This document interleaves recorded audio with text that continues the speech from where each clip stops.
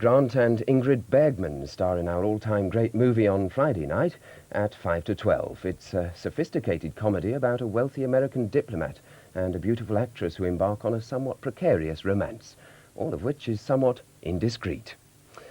Well, now before the weather, it's no indiscretion to reveal what's on BBC1 tomorrow evening. At 5 to 7, we've a live edition of Top of the Pops, which celebrates its 21st birthday with Tears for Fears, Toy Dolls and Wham! There's a musical accompaniment from Sheldon's guitar and steel drums at 7:35 when we're on the front line for comedy with the two Black half-brothers.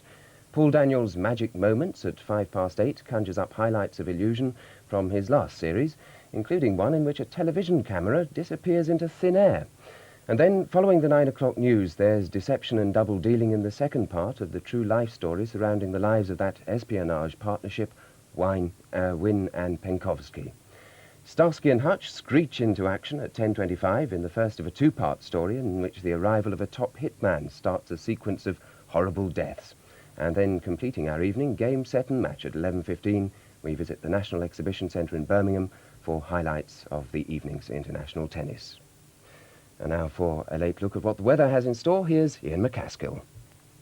Hello there.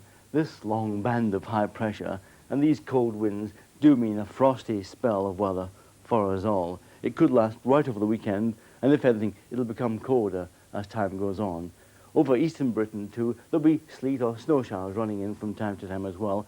And in the west, not to be outdone, there'll be patches of quite persistent fog at times over the next few days there too.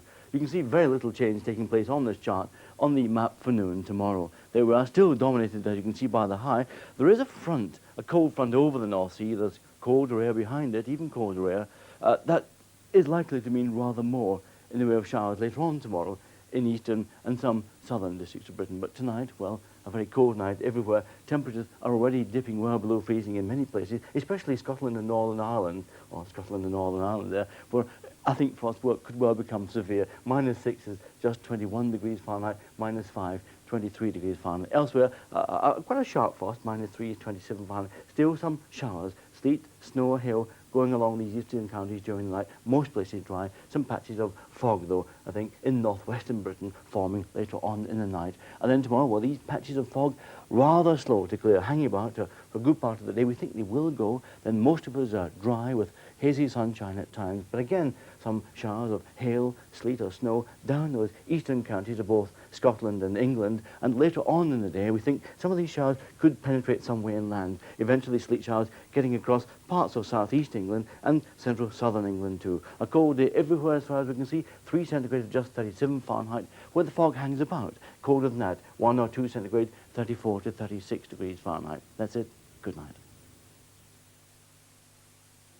Well, I don't suppose your television looks quite like this, but it may well bring back memories of the days when television was in its infancy. We've dusted it off to mark a very historic moment, not only for BBC1, but for television as a whole, because once we go off the air, we wave goodbye to the 405 line transmission system, which started the first public television service. Well, it's been going strong ever since 1936, but in 1964 along came the superior 625 line system, which brought improved definition and a few years later, of course, colour. Well, it's now just about 7 minutes past midnight, and it's goodbye to 405, and it's goodbye from me, for tonight anyway. So may I, David Miles, wish you a very peaceful night on behalf of all at the Television Centre, and I hope that you can join us for more high-definition viewing tomorrow, beginning at 6:30 with breakfast time. Good night.